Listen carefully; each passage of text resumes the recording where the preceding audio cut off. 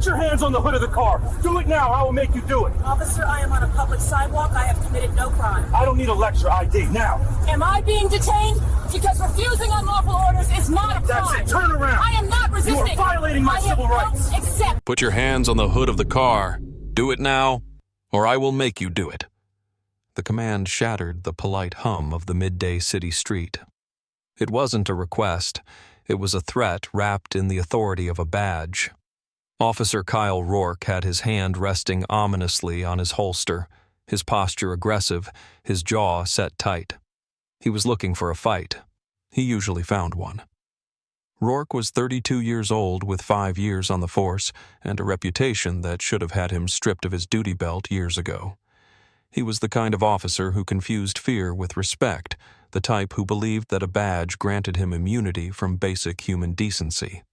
He had a file at Internal Affairs that was thicker than the training manual he'd largely ignored. 14 complaints in 5 years. Excessive force, abusive language, unlawful detainment.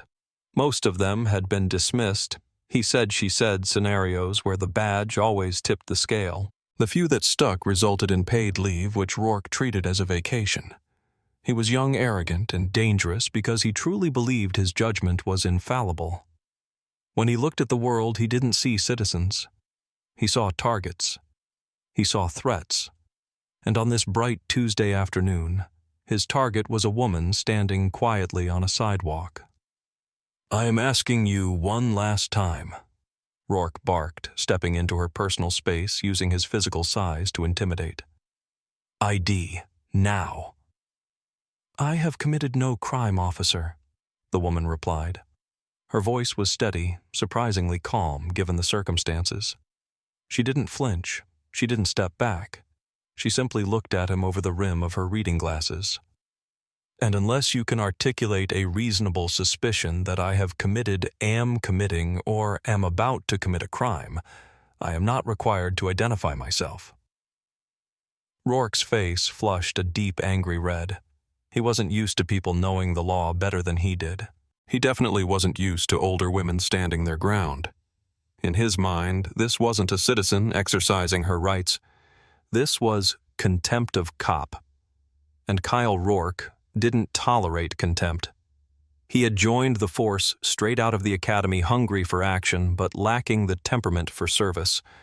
He thrived on the adrenaline of the takedown, not the patience of community policing. He didn't know who he was talking to. He didn't care. All he saw was defiance. He saw a black woman in a high-end district who, in his biased estimation, didn't look like she belonged. He didn't see the tailored suit. He didn't see the silk scarf. He only saw the color of her skin and the audacity of her refusal. "You want to play lawyer?" Rourke sneered, unbuttoning the retention strap on his holster. "I can invent a reason. Disorderly conduct, loitering, resisting. Take your pick. You're going into cuffs either way." This is the moment where a good officer de-escalates. This is the moment where a professional assesses the situation and realizes there is no threat. But Rourke wasn't a good officer. He was a bully with state-sanctioned power. And he was about to make the biggest and last mistake of his career. Before we find out just how badly this ends for him, where are you watching from today? If you believe bad badges need to be exposed, hit that like button. Dr. Evelyn Vance was not someone you intimidated. At 58 years old, she carried herself with the kind of gravitas that can only be earned through decades of intellectual warfare in the highest courts of the land. She was a tenured professor of constitutional law at the state's most prestigious university. Before that, she had spent 20 years as a civil rights litigator, arguing cases before the Supreme Court that had defined the very laws Officer Rourke was currently trampling on. She had literally written the textbook that was currently sitting in the trunk of Rourke's patrol car, the one he had likely never opened. Evelyn was standing outside the Gilded Oak, one of the city's most exclusive restaurants. It was 12:15 p.m. The sun was shining, casting long shadows against the limestone facade of the building. The air smelled of roasted garlic and exhaust fumes. It was the lunch rush in the financial district, a sea of charcoal suits and power ties. Evelyn had arrived 10 minutes early for a lunch meeting with an old friend and former colleague. She had decided to wait outside to enjoy the fresh spring air. A menu was posted in a brass display case by the entrance. She was reading it, contemplating the roasted sea bass, checking her watch occasionally. She was dressed impeccably in a navy Armani pantsuit, a pearl necklace that had belonged to her grandmother, and leather pumps. She looked exactly like what she was, a wealthy, successful professional. But she knew better than anyone that in America, success doesn't always shield you from suspicion. She had spent her career fighting for the marginalized, for the people who didn't have her resources or her voice. She had seen the system chew people up for less than standing on a sidewalk. The Gilded Oak was the kind of place where deals were made. It had marble floors, velvet drapes, and a clientele that ran the city. Evelyn had dined here a dozen times. She knew the owner, but she didn't know the new management. She was just a customer waiting for a table, minding her own business. She wasn't blocking the sidewalk. She wasn't harassing anyone. She was simply existing. As she scanned the appetizers, she noticed a face in the window of the restaurant, a young man, pale frowning, watching her with intense scrutiny. She adjusted her glasses and ignored him, turning back to the menu. She had dealt with stares her whole life. She assumed he was just checking the line. She didn't realize that in his eyes, she wasn't a patron. She was a problem. She was a blight on his perfect, curated aesthetic. And she had no idea that he was already reaching for the phone. Trent Miller was 29 years old and terrified of losing his first real management gig. He had been running the floor at the Gilded Oak for 3 months, and his obsession with image bordered on pathological. Trent was the type of guy who polished the silverware 3 times and panicked if a napkin was folded a millimeter off-center. He wanted the restaurant to look like a magazine spread at all times. He curated the playlist, the lighting, and in his mind, the clientele. When Trent looked out the window and saw Evelyn Vance standing near the entrance, his bias kicked in before his brain did. He didn't see a potential customer. He saw a black woman standing still. In Trent's limited, prejudiced worldview, black person standing still equaled vagrant or panhandler. It didn't matter that she was wearing a suit that cost more than his car. It didn't matter that she was holding a designer handbag. His bias filtered out those details. "She's been there for 5 minutes," he muttered to the hostess, who was busy seating a group of bankers. "She's going to bother the customers. We can't have loiterers. It ruins the lunch vibe." "She looks like she's just reading the menu, Trent," the hostess said, glancing outside. "She looks fancy." "No, that's how they scout people," Trent insisted, his voice low and conspiratorial. "She's waiting to harass someone for money. I've seen it before." He hadn't seen it before. He was making it up to justify the uncomfortable feeling he got whenever someone who didn't fit his demographic ideal entered his space. Trent watched her for another 2 minutes. Evelyn checked her watch again. To Trent, this looked suspicious. Was she timing security? Was she waiting for a victim? The narrative in his head spiraled. He needed her gone. He didn't want to go out there and ask her himself. That would require confrontation, and Trent was a coward. He preferred to use the police as his personal bouncers. He picked up the phone behind the host stand and dialed the non-emergency line, but his voice carried the panic of a 911 call. "Dispatch, this is the manager at the Gilded Oak. I need an officer dispatched immediately. We have a situation out front." "What is the nature of the emergency?" the dispatcher asked. "There is a woman refusing to leave." Trent lied. He had never asked her to leave. He had never even spoken to her. "She's loitering right by the door. She's aggressive, and she's making my customers feel unsafe. I think she might be intoxicated or disturbed." "Is she armed? Is she violent?"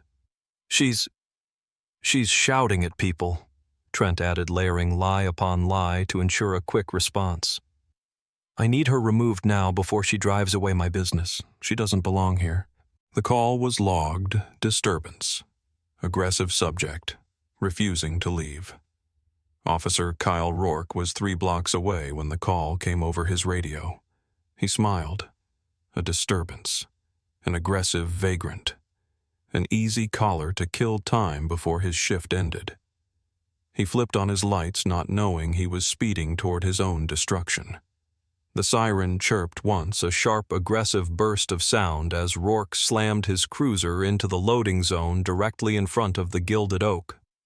He didn't casually step out of the car. He launched himself out of it.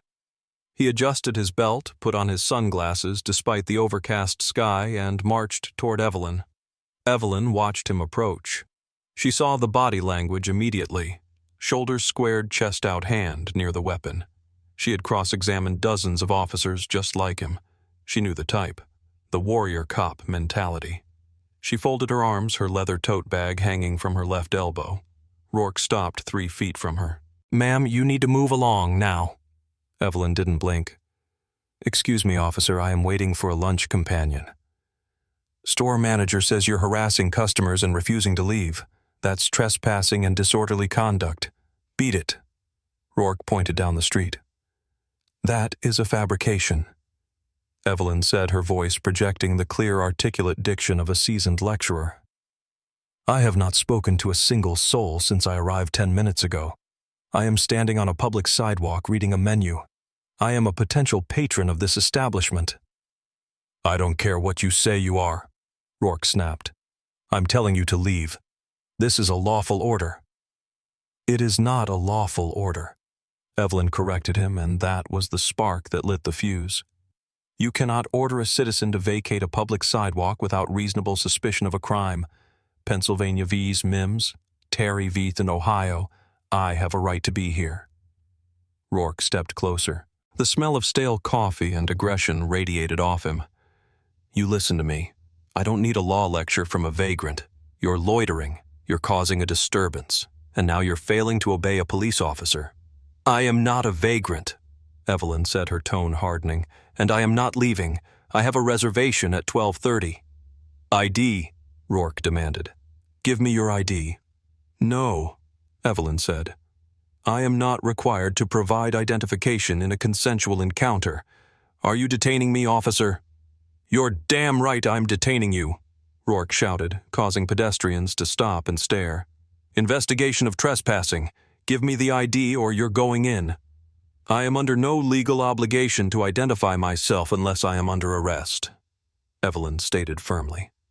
"Do you have probable cause to arrest me because standing while black is not a crime in this state despite what you might believe?" Rourke's ego shattered.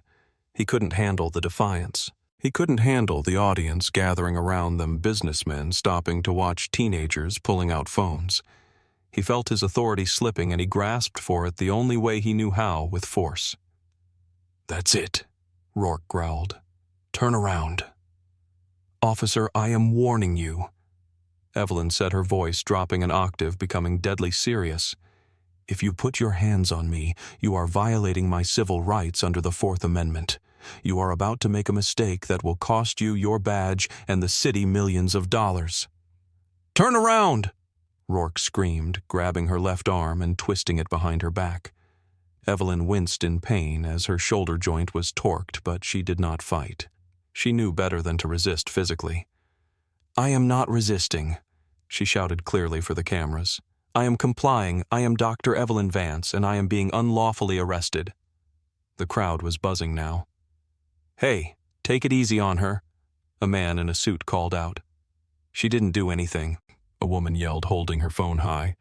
Rourke ignored them all. He slammed the handcuffs onto Evelyn's wrists, tightening them aggressively. The metal bit into her skin. He shoved her forward, pressing her against the dirty hood of his patrol car.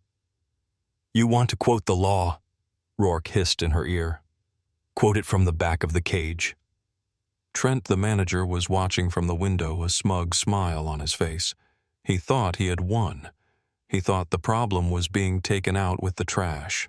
He had no idea he was watching the demolition of his own life frame by frame. "Officer," Evelyn said, her face pressed against the warm metal of the car. "Reaching into my purse to find my ID now would be dangerous for me given your temperament. But my wallet is in the front pocket. If you check it, you will see my university faculty ID and my bar association card." "Shut up," Rourke said. He patted her down an invasive rough search that was completely unnecessary for a non-violent arrest. He grabbed her purse and threw it into the front seat of his car. He didn't check the ID. He didn't want to know. He opened the back door and shoved a 58-year-old professor of law into the cramped plastic seat of a police interceptor. "You're done," Rourke said, slamming the door. Evelyn sat up straight despite the handcuffs digging into her back. She closed her eyes for a moment, centering herself. Then she opened them and began to memorize. She memorized his badge number, 4922. She memorized the time, 12:23 p.m. She memorized the name tag, Rourke. Just as Rourke was walking around to the driver's side, a black town car pulled up to the curb.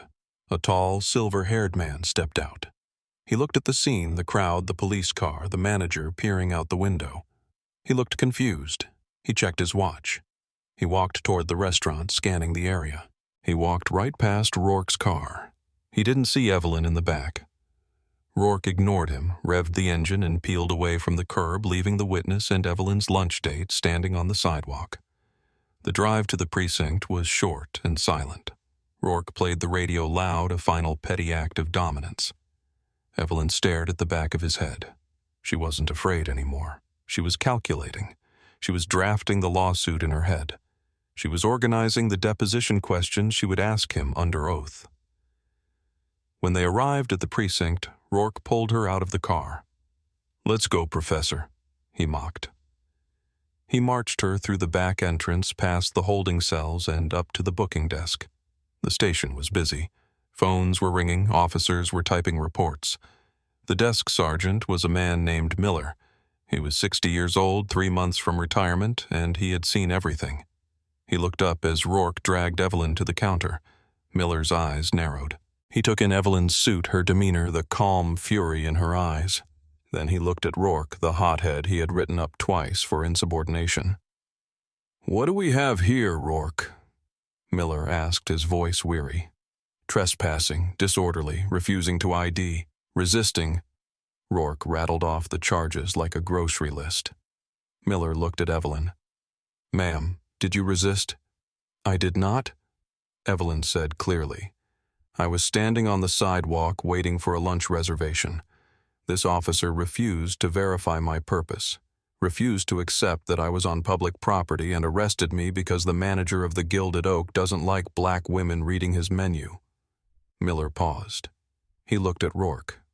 "You arrested a lady in a $2,000 suit for reading a menu. She was causing a scene, Sarge.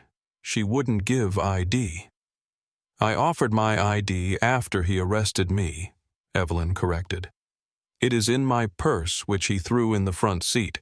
I would like you to retrieve it, Sergeant, and then I would like my one phone call." Miller sighed. He walked around the desk, went out to the car, and retrieved the purse. He came back, opened the wallet, and pulled out the driver's license. He froze. He blinked. He looked at the license, then at the second card behind it, the State Bar Association card. Then the university faculty card. "Dr. Evelyn Vance," Miller read aloud. Rourke scoffed. "So she's a doctor doesn't mean she can loiter." Miller looked up at Rourke. "You idiot," he whispered. "You absolute moron." "What?" Rourke stepped back. "She's not a medical doctor, Rourke," Miller said, his voice rising. "She's a Juris Doctor. She's a law professor. She's the woman who sued the department in 2018 and won $4 million for the victim. We sat through a 4-hour seminar on her case last year." Rourke's face went pale. The color drained out of him so fast he looked like he might faint. "I would like to make my call now, Sergeant," Evelyn said calmly. "I need to call the person I was supposed to have lunch with. He is probably wondering where I am." "Of course, Dr. Vance," Miller said, uncuffing her immediately. "Who are you calling your lawyer?" "No." Evelyn rubbed her wrists. "I was having lunch with Chief Justice Harrison, of the Federal Circuit Court. He's waiting for me."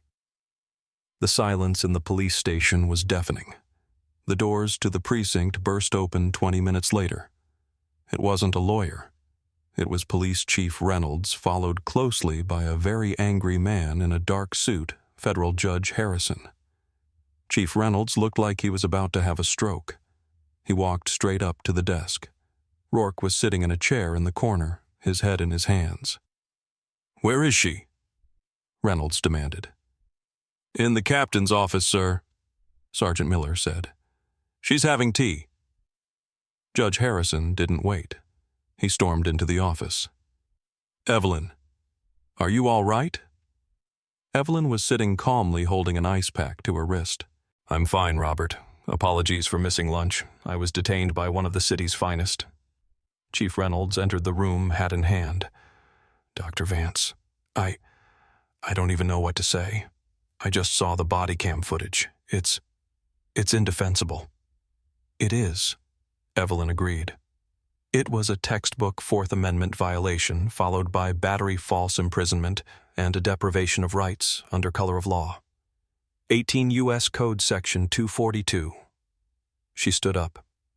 "I want that officer's badge, Chief. Not a suspension. Not a reprimand. I want him gone. Today." Reynolds nodded. "You have my word. We are initiating termination proceedings immediately." Evelyn walked out of the office into the main room. Rourke looked up. He looked small now. The bully was gone, replaced by a frightened child who realized he had broken a toy he couldn't afford to pay for. "Officer Rourke," Evelyn said, stopping in front of him. He stood up shakily. I didn't know who you were." "That is exactly the problem," Evelyn said, her voice cutting through the room. "You shouldn't have to know who I am to treat me with dignity. If I were a janitor or a student or homeless, I would still have rights. You didn't respect the law. You respected power. And now you have neither." "Gun and badge, Rourke," Chief Reynolds barked. "Now." With shaking hands, Kyle Rourke unclipped his holster. He placed his badge on the counter. The clatter of the metal hitting the wood was the sound of a career ending. The fallout was swift and brutal. Dr. Evelyn Vance didn't just sue. She waged war. The lawsuit named the police department officer Rourke the Gilded Oak and its manager Trent Miller. The video of the arrest filmed by the bystanders went viral within hours. "Law professor arrested for reading menu" was the headline on every national news station. Trent Miller was fired the next morning. The owner of the Gilded Oak issued a public apology, donating $100,000 to the NAACP Legal Defense Fund to try and save the restaurant's reputation, but the damage was done. The restaurant closed 6 months later due to the boycotts. Trent was blacklisted from the hospitality industry in the city. Kyle Rourke was fired and stripped of his certification. He could never work as a police officer in the state again. He was also personally named in the civil suit. He lost his house to pay the legal fees. The city settled with Dr. Vance for $3.5 million to avoid a trial they knew they would lose. Evelyn took the money and started a scholarship fund for underprivileged law students. 6 months later, Evelyn returned to that same street. A new cafe had opened where the Gilded Oak used to be. She stood on the sidewalk reading the menu. A young beat cop walked by. He saw her. He recognized her. He smiled and nodded. "Good afternoon, Dr. Vance," he said respectfully. "Good afternoon, officer," she replied. She had won, but the victory was bittersweet. She knew that for every Evelyn Vance who could fight back there were thousands of others who couldn't. Knowledge is power. Knowing your rights is your shield. But a shield only works if the person swinging the sword fears the consequences. That day, Evelyn Vance made sure they felt the fear. We have to ask ourselves, why does it take a law professor to survive a traffic stop? Why is politeness expected from the citizen while aggression is accepted from the officer? Justice was served in this case, but the system that created Officer Rourke is still running. What do you think? Should officers be required to carry personal liability insurance so the taxpayers don't foot the bill for their misconduct? Leave a comment below with yes if you agree. If you enjoyed this story and believe in holding power accountable, please subscribe and share this video. Together we can keep the light on the truth. Thanks for watching.